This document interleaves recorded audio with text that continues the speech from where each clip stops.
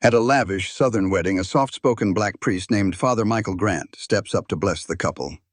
The bride, Madison Clark, bursts into laughter, mocking his accent loud enough for guests to hear, and calls him out of place. But what no one knows is that Father Michael isn't just any priest. He's the man who baptized the groom, counseled his family for generations, and secretly holds the deed to the very church funding the event. By the time the ceremony ends, the arrogant bride will be publicly humbled, and the guests will never forget the moment she learned who she truly mocked. Before we find out what happens next, let us know in the comments what city you're watching from. And if this story is already hitting home, make sure you hit that like button. The grand ballroom of the Clark estate was a cathedral of wealth and taste.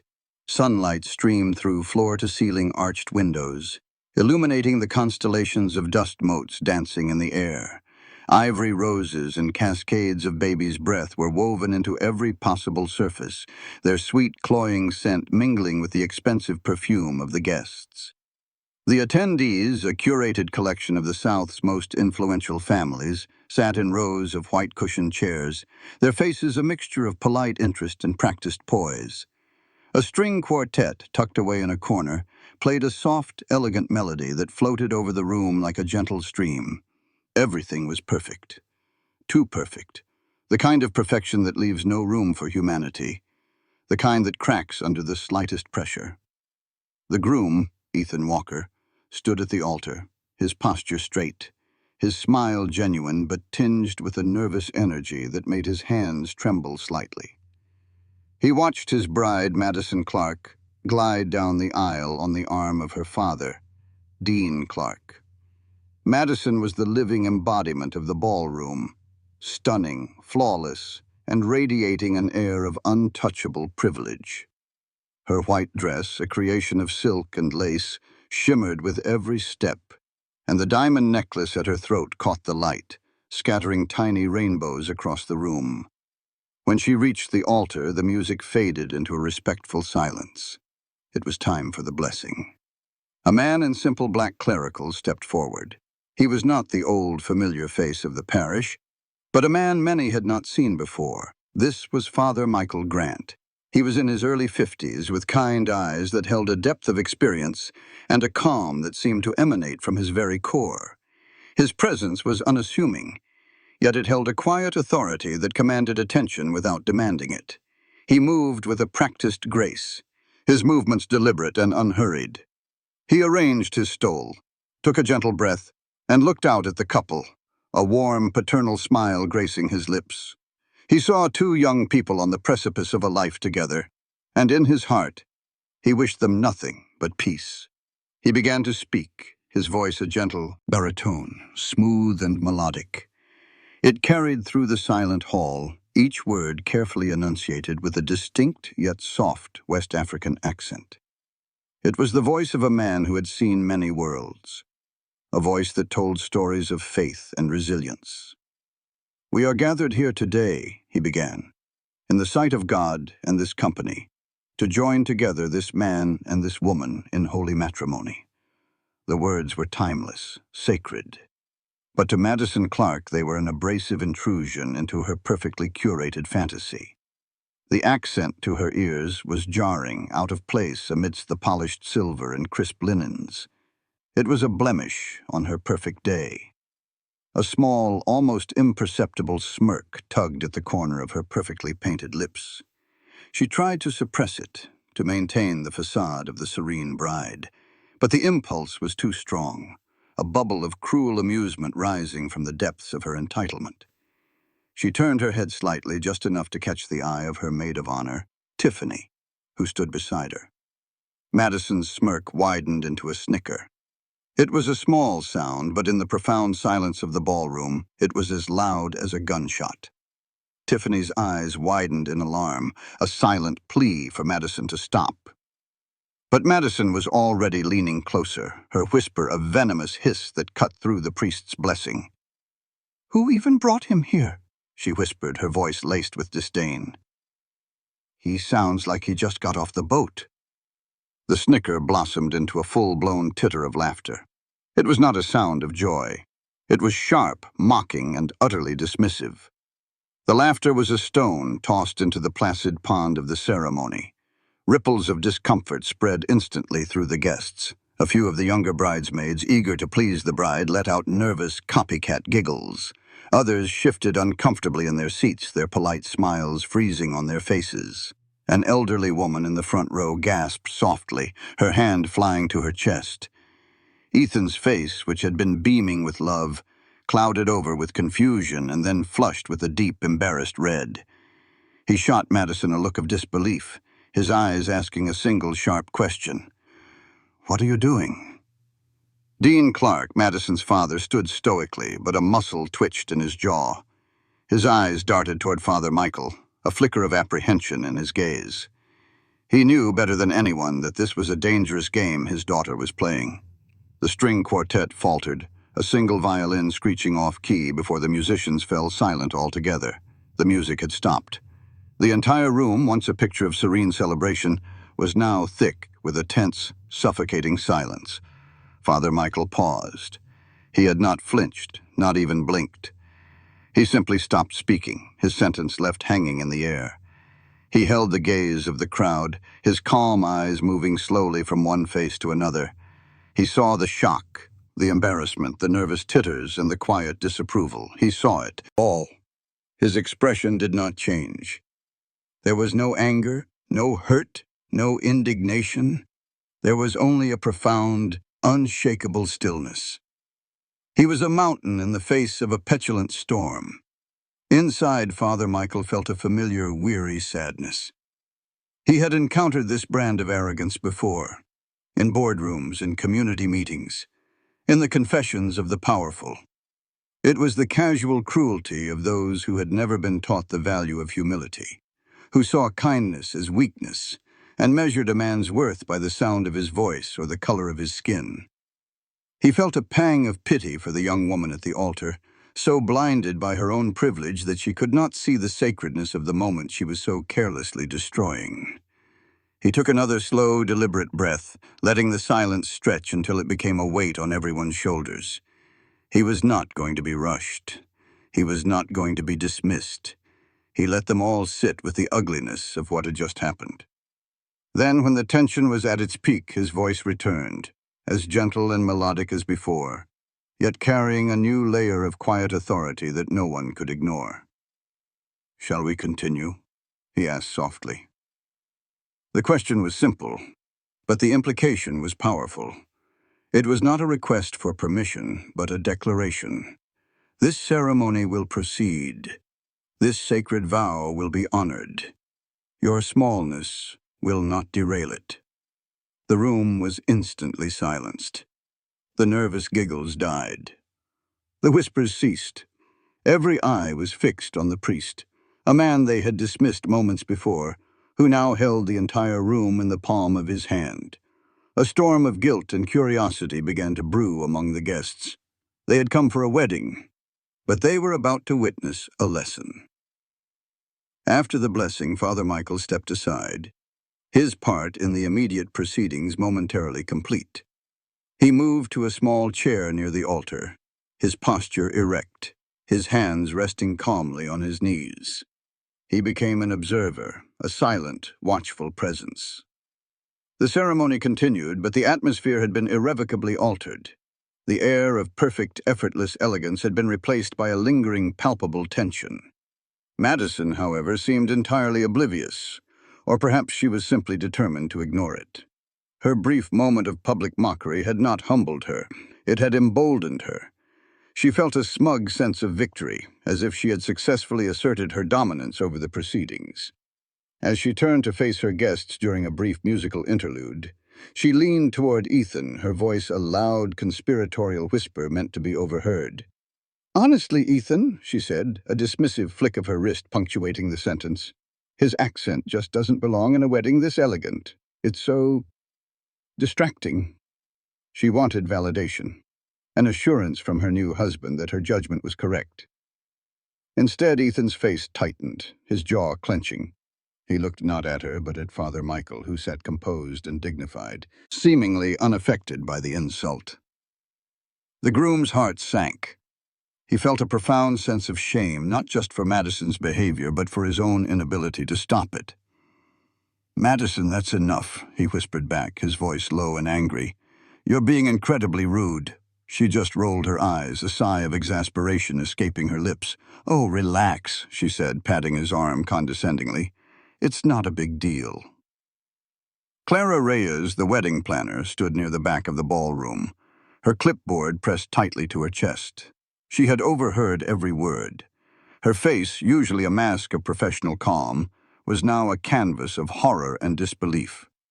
Clara was a woman who prided herself on flawless execution. She managed logistics, timelines, and vendors with military precision, but there was no contingency plan for a bride who publicly humiliated a man of the cloth. She saw her carefully constructed event teetering on the brink of disaster, but more than that, she felt a deep, personal sense of outrage. She had met Father Michael earlier that morning and had been struck by his gentle spirit and profound kindness. To see him treated with such contempt made her stomach churn. Her mind raced, trying to find a way to mitigate the damage. She saw the assistant priest, Reverend Paul Whitaker, a younger, more nervous man, making his way toward the bride. He had a pained smile on his face, his hands fluttering nervously. He was going to try to defuse the situation. Clara watched, holding her breath. "Madison," Reverend Whitaker began, his voice barely a whisper. "Father Michael is a highly respected man. Perhaps—" He didn't get to finish. Madison waved a dismissive hand, cutting him off mid-sentence. "It's fine, Paul," she said with an airy laugh. "Don't be so sensitive." She then turned her attention back to the crowd, raising her voice slightly to address a group of her friends in the front row. "Can you believe it? We're paying all this money for a 5-star experience, and we get imported priests," she quipped. The joke landed with a thud. A few of her bridesmaids managed weak, uncomfortable laughs, the sound thin and strained. Most of the guests just stared, their expressions ranging from shock to disgust. The insult was no longer a whispered aside. It was a public declaration of her prejudice. Ethan grabbed her arm, his grip tighter than he intended. "Stop it," he hissed, his voice trembling with a mixture of anger and embarrassment. "You are ruining our wedding." For the first time, a flicker of irritation crossed Madison's face. She yanked her arm away. "You're the one ruining it by making a scene," she retorted, her voice cold. "It was a joke. People need to lighten up." She smoothed down her dress, recomposing herself into the perfect bride, her smile back in place as if nothing had happened. But the mask was slipping. Throughout this exchange, Father Michael remained seated, his expression unchanged. He heard the imported priest comment. He saw the horrified faces in the crowd. He felt the groom's shame and the bride's unyielding arrogance. He did not react outwardly, but inside a decision was solidifying. He had seen arrogance like this before, countless times. He knew it was a symptom of a deeper insecurity, a desperate need to feel superior by diminishing others. He also knew that such arrogance left unchecked would fester and destroy everything it touched, including the sacred union he was here to bless. His calm was not passivity, it was patience. His silence was not weakness. It was the quiet gathering of strength before a necessary storm. His eyes, which had seemed merely kind before, now held a deeper knowing, a flicker of resolve. He was a shepherd watching a wolf circle his flock. He would finish the service, he would honor the sacrament, but he understood now that his duty today extended beyond the words in the prayer book. A lesson in humility was required, and he was beginning to understand that he was the one who would have to deliver it. The ceremony would end, but the day's true sermon was yet to begin. The sun was just beginning to cast its warm golden glow over the Clark estate earlier that morning. A gentle mist still clung to the manicured lawns, and the air was filled with the scent of damp earth and blooming roses.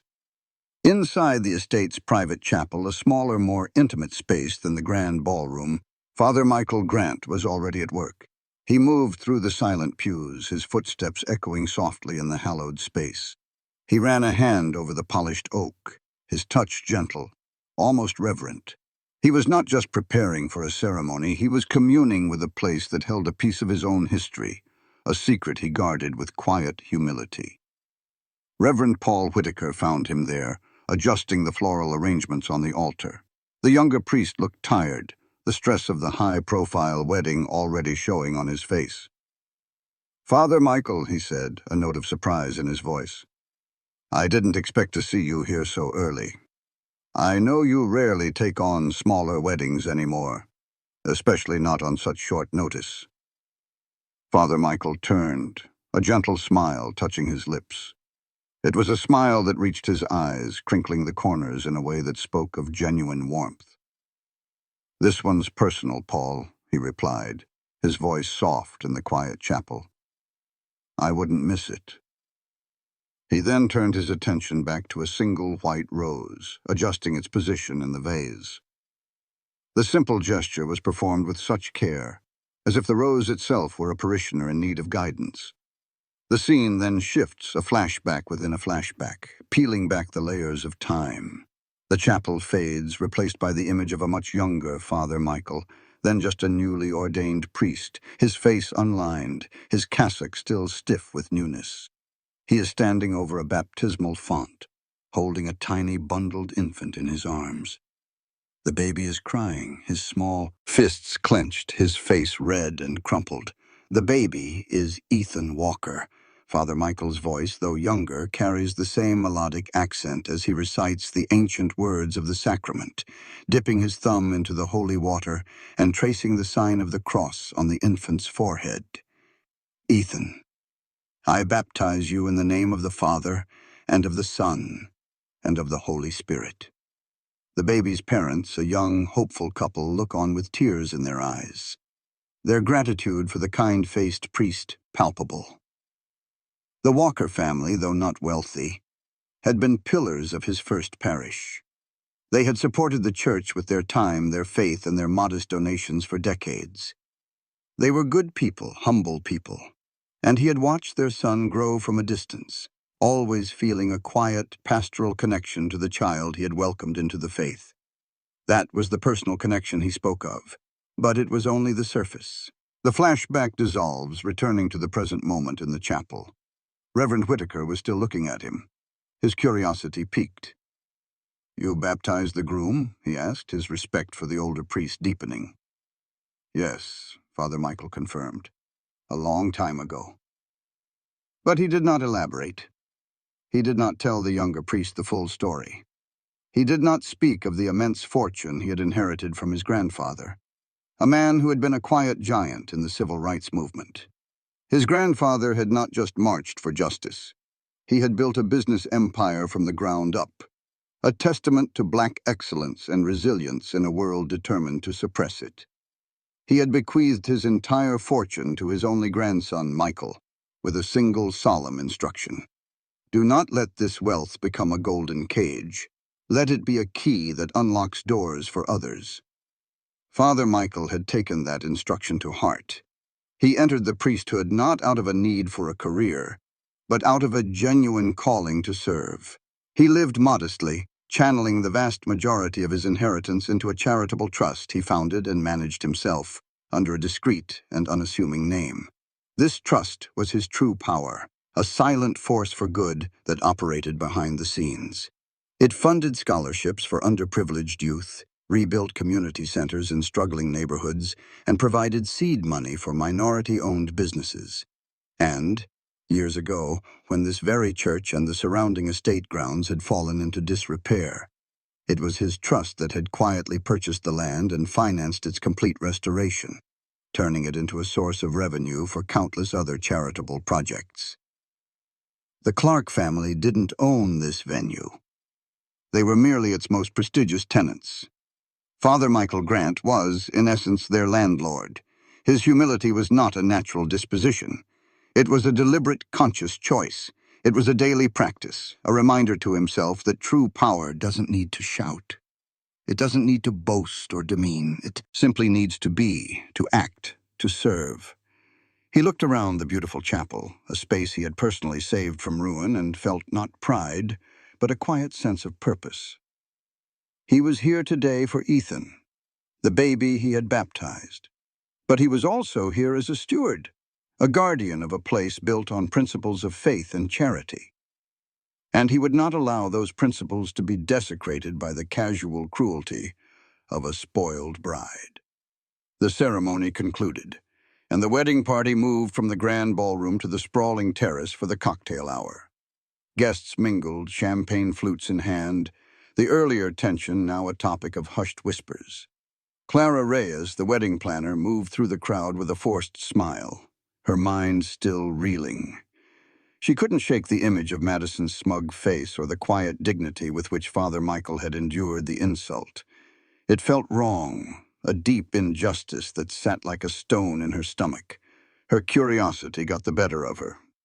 She spotted Reverend Whitaker near the fountain, looking deeply uncomfortable as he accepted condolences from an elderly guest about the unfortunate incident. Clara approached him as the guest moved away. "Reverend," she began, her voice low, "I have to ask. I was so impressed by Father Michael's composure. But why was he here? You said he doesn't usually handle these events." Reverend Whitaker sighed, running a hand through his hair. He seemed relieved to talk to someone who understood the gravity of the situation. "He came for Ethan's family," he explained. "He has a long history with them, but there's more to it than that." He hesitated, glancing around to make sure no one was listening. "Frankly, Clara, Father Michael is the reason any of us are standing here today." Clara frowned, confused. "What do you mean?" The younger priest leaned in closer. "Years ago, this entire estate was on the verge of being demolished. The church was crumbling, the grounds were overgrown. It was a wreck." He paused for effect. "A charitable foundation, a very private one, stepped in. It bought the property, invested millions into restoring it, and turned it into what you see today. The foundation uses the revenue from events like this to fund dozens of community outreach programs all over the state." Clara was beginning to connect the dots, but her mind could hardly accept the conclusion. "And Father Michael?" she prompted. Reverend Whitaker delivered the final piece of the puzzle.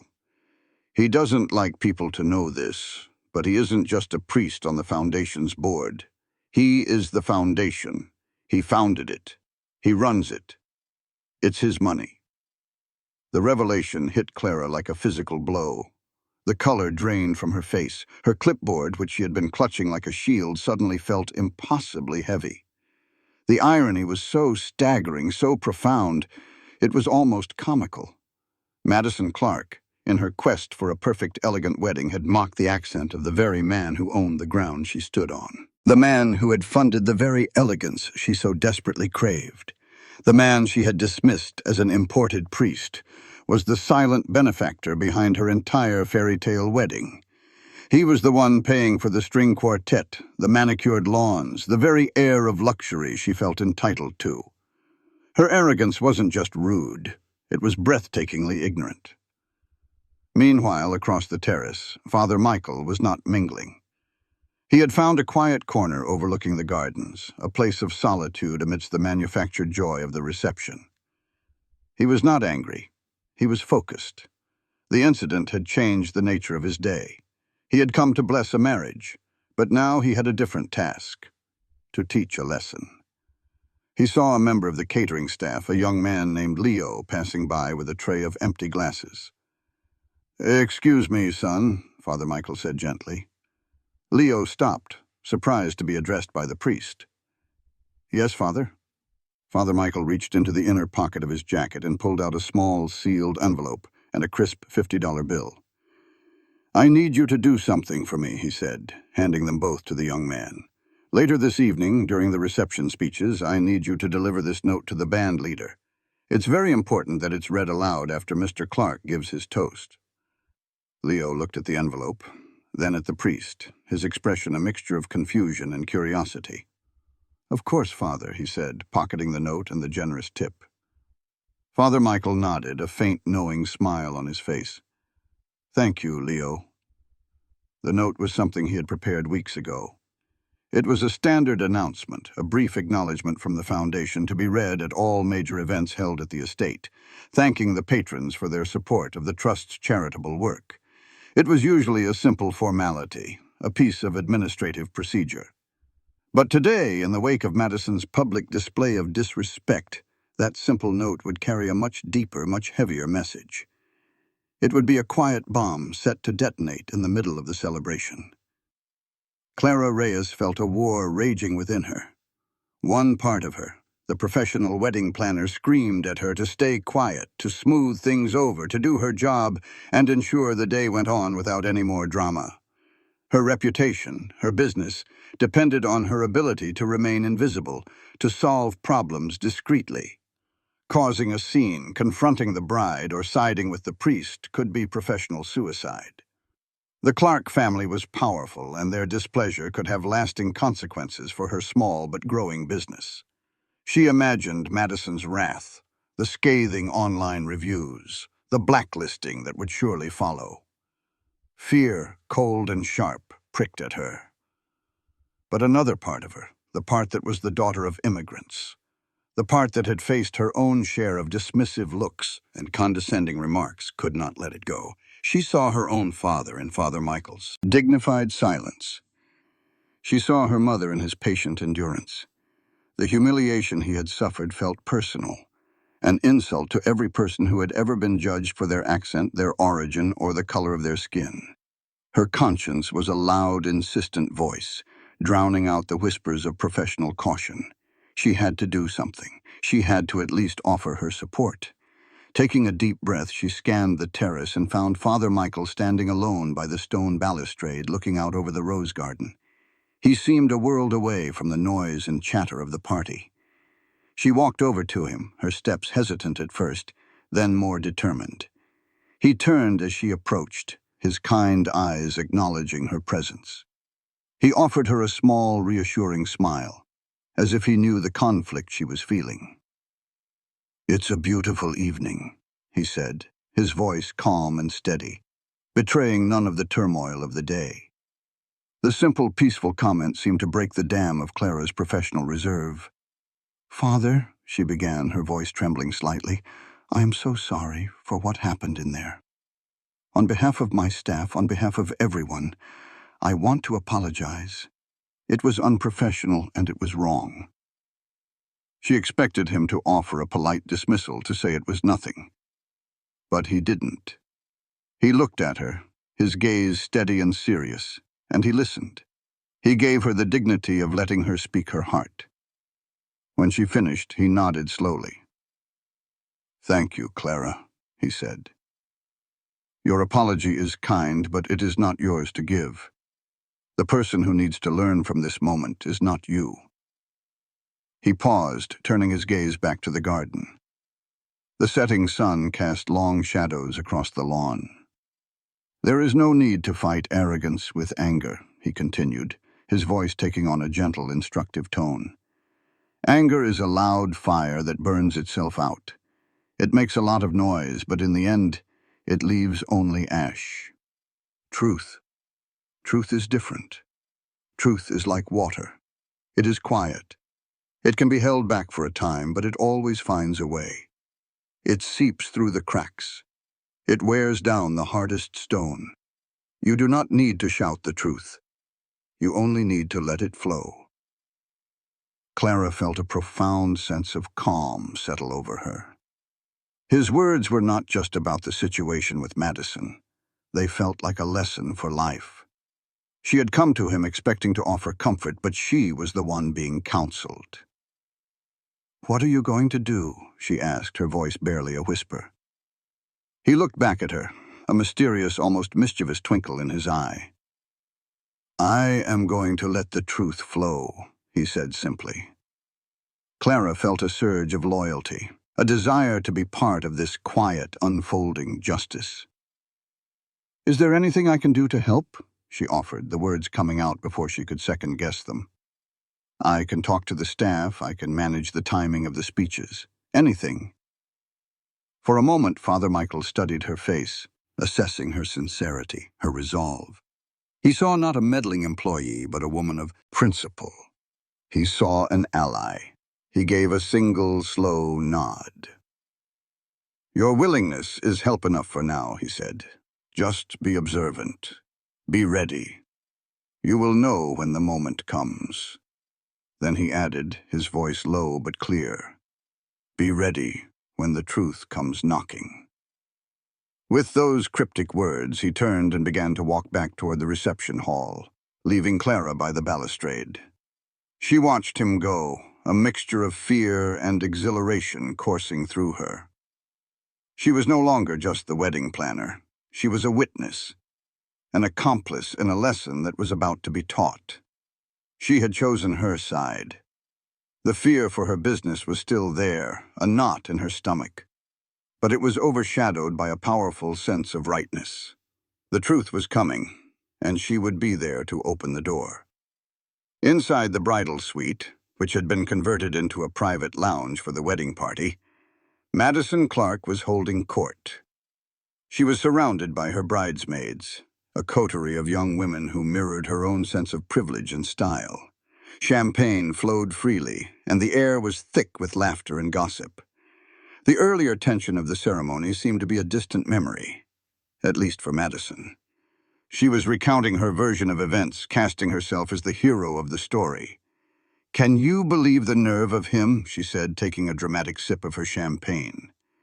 "Standing there with that thick accent, ruining the whole vibe. I had to say something." She looked around at her friends, seeking their validation. "I totally put that priest in his place." A few of the bridesmaids giggled nervously. They were practiced in the art of agreeing with Madison, but even for them this felt different. Mocking a priest at the altar was a line they hadn't anticipated crossing. Tiffany, the maid of honor, who had tried to warn Madison with a look during the ceremony, now attempted a gentle course correction. "Maddie, maybe it was a little much," she ventured, her voice hesitant. "People looked really uncomfortable." Madison scoffed, waving her hand dismissively. "Oh, please, they were just being dramatic. It was a joke. Besides, this is my wedding. It should be exactly how I want it, and I did not want that." Just then, the door to the suite opened, and her father, Dean Clark, walked in. Dean was a man who wore his success like a well-tailored suit. He was proud, accustomed to being in charge, but beneath the confident exterior, a current of anxiety had been running all day. He had seen the way Father Michael had handled his daughter's outburst, with a calm that was more unsettling than any display of anger. He had also seen the looks on the faces of several prominent community members in the audience, people whose respect he had worked hard to cultivate. "Madison, we need to talk," he said, his voice low and serious. He gestured for the bridesmaids to leave, and they scurried out of the room, relieved to escape the escalating tension. When they were alone, Dean faced his daughter, his expression grim. "What you did in there was reckless," he said, foregoing any pleasantries. "You embarrassed me, you embarrassed Ethan's family, and you made a spectacle of yourself." Madison's face hardened. She was not used to being reprimanded by her father, who usually indulged her every whim. "Oh, Daddy, don't you start," she snapped. "It was nothing, a little joke." "A joke?" he shot back, his voice rising. "You publicly humiliated a man of God, not just any man of God, Madison. That was Father Michael Grant. Do you have any idea who that is?" "I don't know, and I don't care," she retorted, crossing her arms defensively. "He's just some priest." A look of deep unease crossed Dean's face. He began to pace the room, his agitation growing. "He is not just some priest. His reputation in this community is unimpeachable. The man has connections that run deeper than you can possibly imagine. People listen to him. Important people." He stopped pacing and looked her straight in the eye. "People whose business I need." Madison just laughed, a short, sharp, ugly sound. The full scope of her father's warning, the precarious financial reality that underpinned their lavish lifestyle, was completely lost on her. She saw his concern not as a legitimate warning, but as an attack on her judgment. "What's he going to do, Dad?" she mocked, her voice dripping with sarcasm. "Excommunicate me? Put a curse on the family fortune? Give me a break." She was so insulated by her wealth, so confident in her position, that she couldn't conceive of a world where a humble priest could hold any real power over her. She didn't know that her father's latest and most ambitious real estate development, the one that was supposed to secure their family's legacy for generations, was being financed through a series of community-backed loans and grants. She didn't know that the organization that had approved those loans, the Clark Foundation Partnership, was a venture heavily influenced by local faith leaders who advised on its ethical investments. And she certainly didn't know that the most respected voice on that advisory board was Father Michael Grant. The seeds of her downfall were not just planted. They were beginning to sprout, watered by the ceaseless rain of her own arrogance. She saw a priest. Her father saw a kingmaker, a man whose quiet disapproval could unravel everything he had built, and he was terrified that his own daughter had just lit the match. While Madison was bragging and Dean was worrying, Father Michael had excused himself from the cocktail reception. He slipped away from the polite chatter and the clinking glasses, finding his way to a small, secluded office at the back of the estate's administrative wing. The room was simple, furnished with a sturdy oak desk, a few chairs, and a single unadorned cross on the wall. It was a space of quiet work, a stark contrast to the opulent display outside. He closed the door behind him, the sounds of the party instantly muffled, replaced by a profound silence. He sat down at the desk, his movements calm and deliberate. For a moment, he just sat there, his eyes closed, his hands clasped together on the desk. He was not praying for vengeance, he was praying for clarity, for the wisdom to handle the situation with grace and firmness, to ensure that the lesson was about justice, not retribution. He believed that God's work was often done through human hands, and today, his hands had been called to the difficult task of correction. After a moment of quiet contemplation, he opened his eyes, his resolve clear. He reached for the simple black telephone on the desk and dialed a number from memory. It was not the number of a church official or a fellow priest. It was the direct line to the lead attorney for his charitable trust, a sharp, no-nonsense man named Benjamin Carter. Carter answered on the second ring, his voice professional and alert. "Ben," Father Michael said, his tone serene. "It's Michael Grant. I apologize for calling on a weekend." "Father Michael," the lawyer replied, a hint of surprise in his voice. "It's no trouble at all. Is everything all right?" "Everything is as it should be," Father Michael said cryptically. "But an issue has arisen that requires our immediate attention. I need you to do something for me." He paused, his gaze fixed on the cross on the wall. "I need you to contact the board members of the Clark Foundation Partnership, all of them. Tell them that an emergency review meeting has been called." "An emergency meeting?" Carter asked, the surprise in his voice now mixed with concern.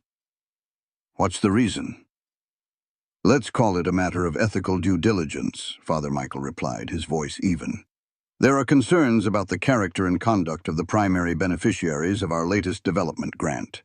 Concerns that go to the very heart of the community standards we are sworn to uphold." There was a brief silence on the other end of the line as the lawyer processed the gravity of the request. He knew Father Michael was not a man given to dramatics. If he was calling for an emergency meeting, the situation was serious.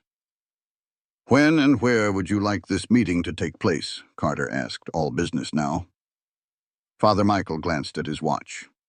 "Tonight," he said. "As soon as the wedding reception concludes. Say 10 o'clock. And the location?" "Here," Father Michael said, a touch of poetic justice in his tone. "At the Clark estate. I think it's only appropriate that we discuss the matter on the very grounds that our foundation so generously supports." He could hear the faint sound of the lawyer jotting down notes. "I want Mr. Dean Clark and his daughter, Madison Clark, to be in attendance." "I'll make the calls immediately," the lawyer confirmed. "Thank you, Ben," Father Michael said. He was about to hang up when he added one final thought, his voice dropping to an almost inaudible whisper, more for himself than for the lawyer. "Sometimes," he said quietly, "humility needs a helping hand. It needs to be taught the hard way. He then placed the receiver back in its cradle, the soft click echoing in the silent room. The call was made. The wheels were in motion. The quiet priest had set the stage for a reckoning. The wedding reception was in full swing. The grand ballroom, which had been the site of the tense ceremony, was now transformed. The lights were dimmed, candles flickered on every table, and a live band played upbeat music that vibrated through the floor. The champagne flowed, and the carefully curated facade of celebration was back in place. Madison was in her element, twirling on the dance floor with Ethan, laughing as if she didn't have a care in the world. She basked in the attention, the queen of her own lavish affair. For a little while, it seemed as if the morning's ugliness had been forgotten, smoothed over by expensive food and loud music. But beneath the surface, the current of unease was still flowing, and it was about to break through. It started with whispers. A guest at a table near the back noticed something odd.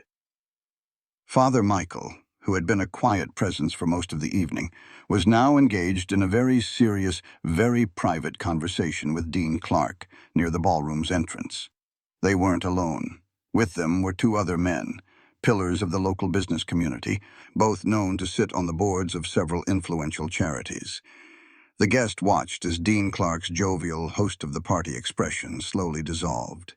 His face, which had been flushed with wine and celebration, turned a sickly pale white. His confident posture sagged. He looked like a man who had just been given a terminal diagnosis. The whispers started to spread. Look at Dean Clark. What's going on over there? Who are those men with the priest? The atmosphere in the room began to shift, slowly at first, then all at once. The carefree joy began to curdle into a mixture of curiosity and apprehension. People stopped dancing. The volume of the chatter dropped. The band, sensing the change in mood, transitioned from an upbeat swing number to a slow, melancholic ballad. Clara Reyes, the wedding planner, saw it all happening. She had been on high alert ever since her conversation with Father Michael. She had been watching him, waiting for the moment he had spoken of. Now, it was here. She saw the color drain from Dean's face. She saw the quiet, unwavering composure of Father Michael. He wasn't raising his voice. He wasn't making a scene. He was simply speaking, and his words were clearly having a devastating effect. She realized with a jolt that the trap had been sprung. This wasn't just a quiet word of reprimand. This was something far more significant. The music eventually dimmed to a stop. A nervous silence fell over the room. Then one of the men who had been talking with Dean and Father Michael stepped forward. He was Mr. Henderson, the chairman of the local bank and a respected figure. He tapped gently on a microphone that had been set up for the toasts. "Ladies and gentlemen, may I have your attention, please?" he said, his voice calm but firm. The remaining conversations died out. Every eye in the room was on him. "There has been a matter of some urgency that requires the attention of the Clark family.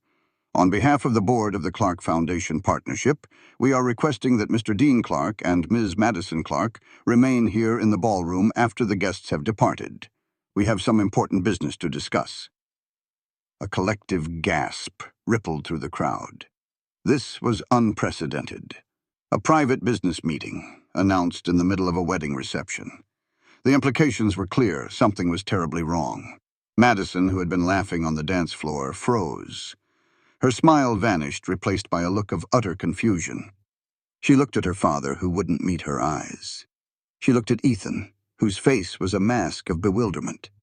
And then she looked at Father Michael, who stood calmly, his hands folded in front of him, his expression unreadable. And for the first time that day, a sliver of genuine fear pierced through her armor of arrogance. The party was over. An hour later, the grand ballroom was a ghost of its former self. The guests were gone, their laughter and chatter replaced by a heavy, expectant silence. Most of the lights had been turned off, leaving the room bathed in the soft, flickering glow of the hundreds of candles that still burned on the tables. The scent of roses and champagne still lingered in the air, a phantom of the celebration that had come to an abrupt and unsettling end. In the center of the vast, empty room, a long table had been set up. On one side sat the board members of the Clark Foundation Partnership, 4 serious-faced men and women who held the financial fate of Dean Clark's empire in their hands. On the other side sat Dean, his face pale and drawn. Beside him, Madison shifted impatiently in her chair. Her fear had been replaced by a simmering anger and indignation. How dare they ruin her wedding night with this ridiculous, dramatic meeting? She rolled her eyes, making a show of her boredom. Ethan sat next to her, his expression grim, his earlier joy completely extinguished. Clara Reyes stood quietly near the back of the room, an official witness to the proceedings, and at the head of the table in the position of authority sat Father Michael Grant. He was no longer just the priest who had given the blessing. He was the chairman of this tribunal. The silence stretched on, thick and uncomfortable. Madison finally broke it. "Can we please get this over with?" she said, her voice sharp with irritation. "Some of us have a honeymoon to get to." No one responded to her outburst. All eyes turned to Father Michael as he cleared his throat gently. He began to speak, his voice as soft and melodic as it had been that morning, yet it now carried the undeniable weight of power. "Thank you all for staying," he began, his gaze sweeping across the table before finally resting on Madison. "Earlier today, during a moment that should have been one of sacred joy, I was reminded of something. I was reminded of how easy it is for us, in our comfort and our privilege, to forget grace, to forget humility, to mistake our good fortune for a sign of our own superiority." He let the words hang in the air for a moment. Madison scoffed quietly, a small, dismissive sound. Father Michael's eyes narrowed almost imperceptibly. He reached down beside his chair and lifted a worn leather briefcase onto the table. He opened it and pulled out a thick sheaf of documents, bound in blue. He slid the documents across the polished table. They stopped directly in front of Dean Clark. "Mr. Clark," Father Michael said, his voice still gentle, "perhaps you recognize these. They are the founding documents of the charitable trust that owns this property, the trust that restored this chapel, that landscaped these gardens, that built this very ballroom." Dean stared at the papers, his hands trembling. He didn't need to read them. He knew what they were. He had signed the lease agreements himself. Madison, however, leaned forward, her curiosity overriding her annoyance. "What is this? What does this have to do with anything?" Father Michael turned his calm, steady gaze upon her. "It has everything to do with everything, my child," he said. Then, in front of everyone, her father, her new husband, the powerful board members, and the quiet wedding planner, he delivered the first blow of the reckoning. "These documents show that I am the founder and principal administrator of that trust. Through that trust, I am the legal owner of the Clark estate." The silence that followed was absolute.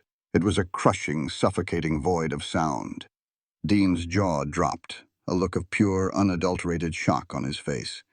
He had known Father Michael was influential, but he had never imagined this. The full, terrifying scope of his daughter's mistake was crashing down on him. But it was Madison's reaction that held the room captive. Her smug, impatient smile did not just fade. It shattered. It fell from her face like a broken mask, leaving behind a raw, naked expression of disbelief. The color drained from her cheeks, leaving her skin the color of ash. Her world, in that single, quiet sentence, had been turned completely upside down. Madison stared at Father Michael, her mind refusing to process what she had just heard. It was impossible. A trick, some kind of bizarre, cruel joke. This man, this humble priest with the strange accent whom she had so casually mocked, could not possibly be the owner of her family's magnificent estate, the venue for her perfect wedding.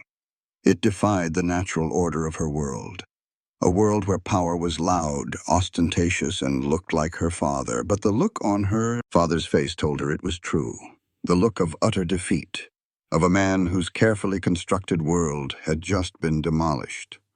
Father Michael did not revel in her shock. He simply continued, his voice maintaining its steady, measured cadence. He was a surgeon performing a necessary, painful operation. "You stand here tonight," he said, his eyes fixed on Madison, "in a ballroom built by the generosity of people you would not give the time of day. You celebrated your union in a chapel restored by funds earned by the hard work of men and women my grandfather marched with, people who fought for the simple dignity you deny others so freely." He then turned his gaze to Ethan, a look of profound sadness in his eyes. "Ethan," he said, his voice softening with genuine affection, "I have known your family for a long time. I held you in my arms when you were just days old. You mocked my voice, Madison," he said, turning back to her, his voice firming once more. "Yet it was this voice that spoke the words of baptism over your husband, welcoming him into a community of faith. It was this voice that prayed for the success of the very foundation that funded this venue. And it was this voice that personally approved the grants that rebuilt your father's crumbling fortune after his last business venture failed." A series of sharp, audible gasps rippled across the room. The board members looked at Dean with new, calculating eyes. His carefully maintained image as a self-made titan of industry was dissolving before their very eyes. He had not just leased the property. He had been a recipient of its charity. He had been rescued. Ethan turned slowly to face Madison. The confusion on his face had been replaced by a look of dawning horror and betrayal. "You did what to him?" he whispered, his voice hoarse with disbelief. He was finally understanding the full extent of her cruelty.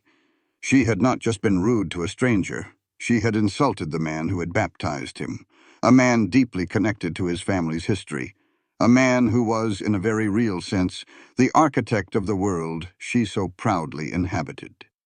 Madison's face, already pale, seemed to drain of any remaining color. She opened her mouth to speak, but no words came out. A strangled, pathetic sound escaped her throat.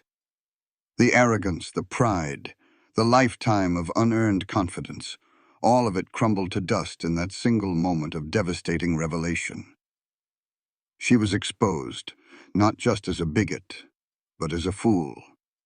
Her entire identity was a sham, built on a foundation of wealth and power that she had just discovered belonged to the very man she despised. Tears began to well in her eyes, hot tears of shame, humiliation, and terror. I'm sorry," she stammered, the words tumbling out, weak and meaningless. She looked at Father Michael, her eyes pleading for forgiveness, for a way to undo what she had done. But Father Michael was not cruel. His goal was not to crush her spirit, but to awaken her conscience. He held up a hand, stopping her apology before it could gain momentum. "You do not owe me an apology, child," he said, his voice firm but not unkind. "An apology to me changes nothing. It is a shallow gesture to soothe your own guilt." He leaned forward slightly, his gaze intense, pinning her in place. "You owe an apology to yourself, to the person you could be if you weren't so blinded by pride. You owe an apology to your husband for tainting the first day of your life together with such ugliness, and you owe an apology to God for treating one of his children with such contempt." His calmness was the most damning indictment of all. It was not the fire of his anger that seared her, but the profound, quiet disappointment in his eyes. He wasn't her enemy. He was a teacher, holding up a mirror to her soul, and she was horrified by the reflection she saw.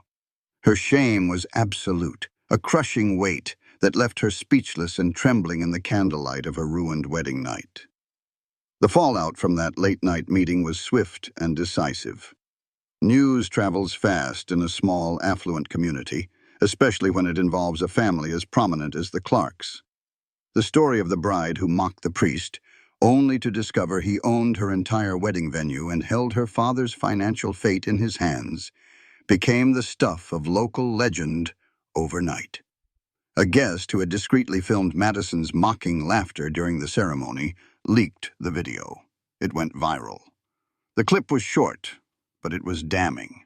It showed Madison in her beautiful white gown, her face twisted in a smug, ugly sneer, her cruel words about the imported priest clearly audible.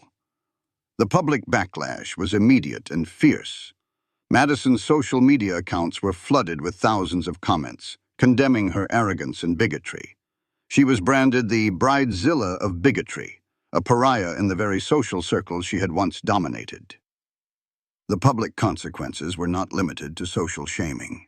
The board of the Clark Foundation Partnership, under the firm guidance of Father Michael, voted unanimously to suspend Dean Clark's development deal, pending a full and thorough ethical review. The funding was frozen, construction on his flagship project ground to a halt. Suddenly, the man who had been the picture of success was facing intense financial scrutiny, his creditors circling like vultures. The empire he had built, propped up by the quiet charity he had taken for granted, was on the brink of collapse. Ethan was devastated. He was a kind, decent man who had been blinded by Madison's beauty and charm, willfully ignorant of the deep-seated prejudice that lay beneath the polished surface. The revelation of her behavior, coupled with the disrespect shown to a man who was a part of his own family's history, was a betrayal he could not reconcile. He felt like a fool. He had stood at the altar, beaming with love for a woman whose heart was filled with such casual cruelty, distanced himself immediately, moving out of their shared home and into a hotel. The honeymoon was canceled. Their marriage, less than 24 hours old, was already over in all but name. He couldn't look at her without seeing the sneer on her face in that viral video, without hearing her dismissive laughter. The woman he thought he had married did not exist. Amidst the wreckage, however, one person emerged stronger. Clara Reyes, the wedding planner who had chosen to be an ally, was praised for her professionalism and integrity. Several board members who had witnessed her quiet composure and her conversation with Father Michael had been deeply impressed. A week after the disastrous wedding, Clara received a phone call. It was Father Michael. He thanked her for her moral courage and then made her an offer. He was looking for a new director of community events for his charitable trust, someone to manage the venues and coordinate the fundraisers and outreach programs. He wanted someone with integrity, someone who understood that hospitality was about more than just appearances. It was about treating every person with dignity. He offered her the job. It was a position with more responsibility, better pay, and a sense of purpose she had never dreamed of. Her single act of quiet defiance, of choosing conscience over convenience, had opened a door to a new and better future. Weeks turned into months. The autumn leaves fell from the trees on the Clark estate, and a quiet sense of change settled over the grounds. The church, once the scene of humiliation and reckoning, held a new community event. It wasn't a lavish wedding for the wealthy, but a harvest festival for local families. Children ran through the gardens, their laughter echoing in the crisp air. Volunteers served hot cider and pie. It was an event built on inclusivity and genuine joy, a reflection of Father Michael's true vision for the space. He was there, of course, not as an authority figure, but as a part of the community, chatting with parents and helping a small child fly a kite. Clara was there, too, no longer a frantic planner with a clipboard, but the confident, smiling director of it all, moving with a grace and purpose that radiated from within. And then, among the volunteers planting late-season flowers in the garden beds, was a familiar figure. It was Madison. She was dressed not in a designer gown, but in simple jeans and a sweatshirt, her hands covered in dirt. She was thinner, her face bare of makeup. The arrogant fire in her eyes was gone, replaced by a quiet, somber humility. She worked silently, diligently, not seeking attention or forgiveness, just doing the work. Her father's company had gone into bankruptcy. Her marriage was over. She had lost everything she had once valued, her status, her wealth, her social standing. In the process, she was slowly, painfully, beginning to find something she never knew she lacked, her character. Father Michael watched her from a distance for a long moment. He felt no triumph, no smug satisfaction. He felt only a profound sense of hope. He walked over to her, his footsteps soft on the grass. She looked up as he approached, her eyes filled with a deep, weary shame. She couldn't bring herself to speak. He didn't ask her to. He simply looked at the small flower she had just planted and smiled his gentle, paternal smile. "Grace doesn't humiliate," he said softly, his voice carrying the same melodic accent she had once mocked. "It heals." He then placed a hand briefly on her shoulder, a gesture of pastoral blessing, before turning and walking back to the festival, leaving her alone with her work and with her new beginning. Never mistake gentleness for weakness. The world's true power often speaks softly until arrogance forces it to speak louder. If this story about dignity and justice moved you, don't forget to subscribe for more inspiring stories like this one.